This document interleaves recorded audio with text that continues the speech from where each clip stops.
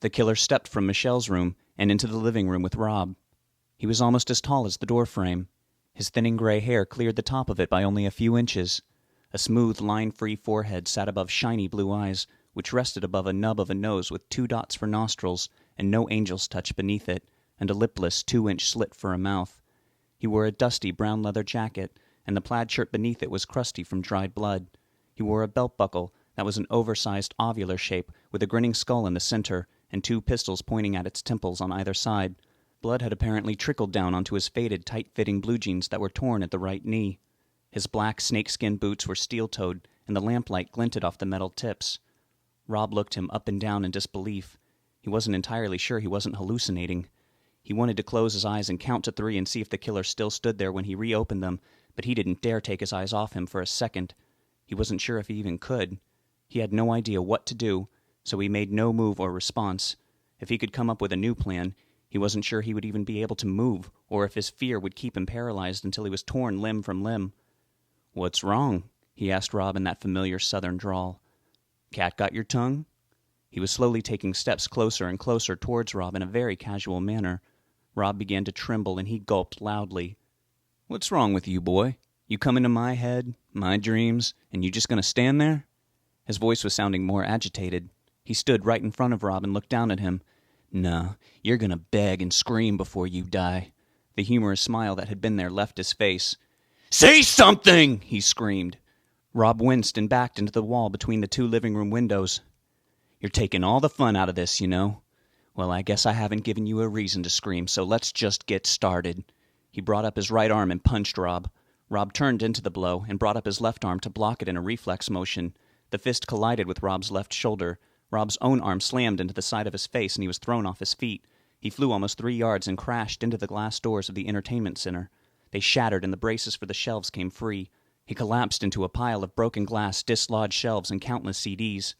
His blurry vision showed the killer stomping towards him. He tried to push himself up off the floor, and a hot liquid pain shot through his left shoulder. He cried out and fell back down. He looked and saw a large chunk of glass embedded in the pane. He grabbed at it, and the pain flared again. He groaned. "Now that's a little better, but it's not even close," the towering man said. "Please," Rob whimpered. "Please," the killer mimicked. "What, please help you be okay? Please help you fight this? You believe in the power of prayer? What a good boy. But tell me, where is God? Is he here? Because if he is, I'll bet he's sitting over there on the sofa with a bucket of popcorn laughing at your ass."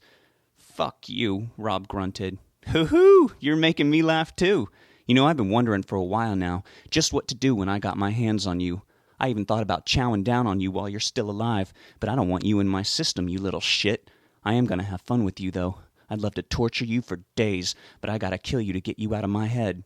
Rob was picked up by the back of his shirt, and the sleeve ripped against the jagged glass. It was extremely painful, but before he could cry out again, he was thrown across the room in the other direction. He hit the lamp by the sofa. He landed on it, crushing the shade and the bulb. He heard more than he felt the bulb pop under his weight. The room went dark. The only light was coming from Michelle's room. The killer screamed. It was almost like the roar of a lion. It was a frightening sound, but more importantly, it was a frightened sound. Rob watched him scramble along the walls. "Turn it back on right now, you fuck!" the killer shouted. Rob realized he was looking for a light switch. He was on the wrong side of the room, though. The switch was by the front door. There was another one by the kitchen for the overhead. The killer passed him and was actually searching along the correct wall. Rob panicked. The room was poorly illuminated from Michelle's lit bedroom, and Rob bolted for it. The killer did not seem to notice him until he turned off that light, too. Then the only light on in the apartment was Michelle's closet light. It shone through the slats in the door, but barely lit the bedroom, let alone the rest of the apartment. Rob was grabbed by the back of the neck and thrown to the floor. He landed on his back. The killer straddled him and bent over and grabbed him by the ears. Rob's head and torso were lifted off the ground and up to the man's face. "Turn them back on, you fucker!" the killer screamed out.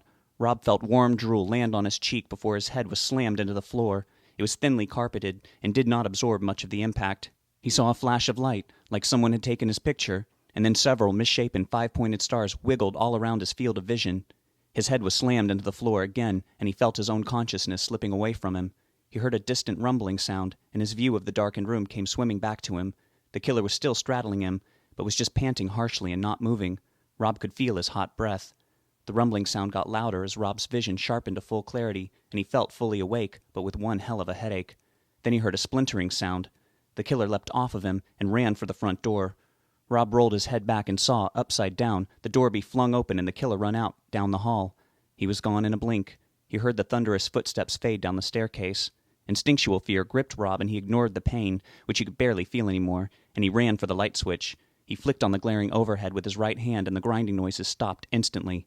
He went into the living room and turned on its overhead as well. He looked around at the disheveled apartment, and his eyes rested on the wall to the right of the entertainment center. It was cracked and crumbling. Plaster was gathering in powdery clumps on the floor. A hand landed on his back. He jumped and turned on his heels.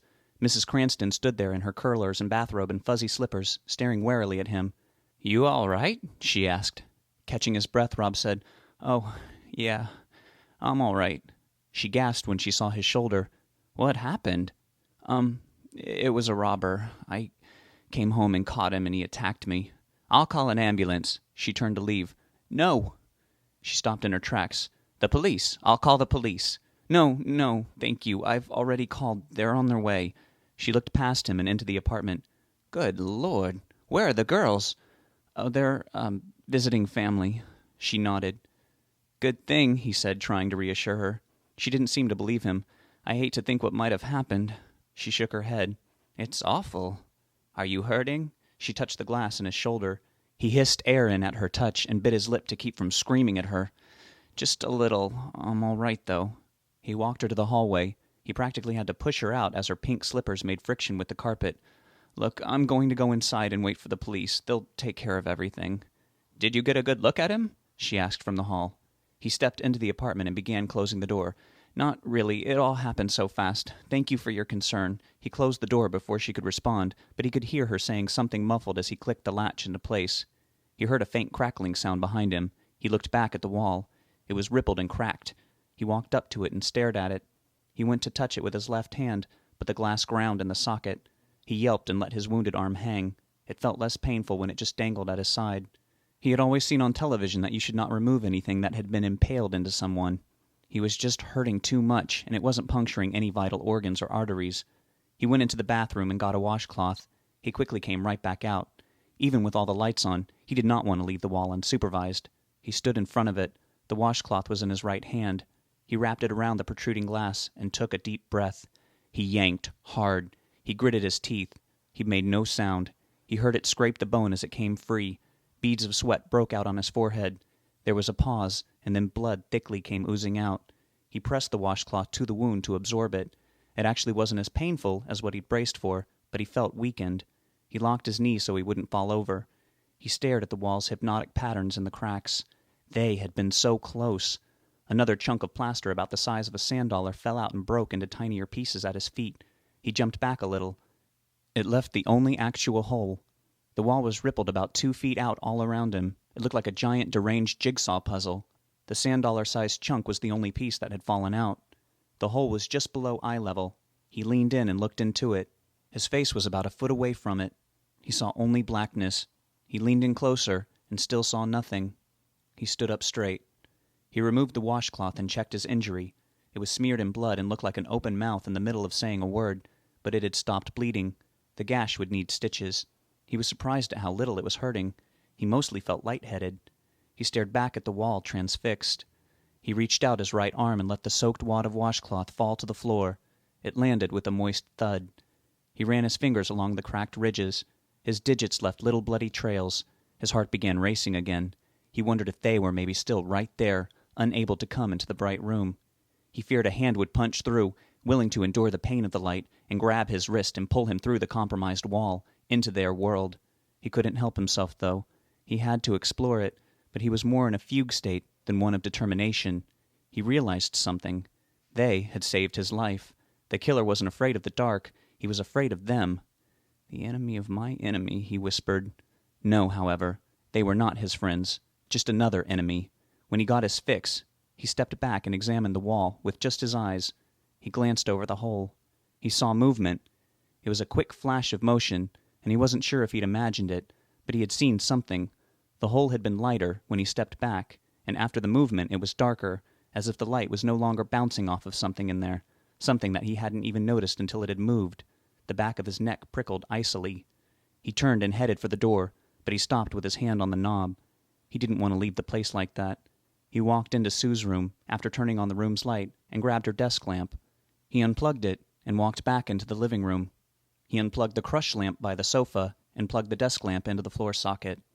He turned it on and aimed its 60-watt beam at the broken wall. He placed it on the floor and craned its flexible neck so the light would shine up on the whole damaged area. He stood and stared at the brightly lit cracks. Then he went to the refrigerator and took a red apple from the crisper. He walked back to the lamp and placed the apple on the floor beside it. He then felt he could leave. He went back to the front door, and when he opened it, he heard a sound like rushing wind. It was very brief and ended before he could finish turning around, but he saw the wall was completely smooth. None of the plaster was on the floor anymore. It was all back in place. His bloody finger trails were still there, but on a perfectly flat surface. Rob stared for a moment longer. He was too tired to be shocked. He closed the door and cautiously made his way to the staircase.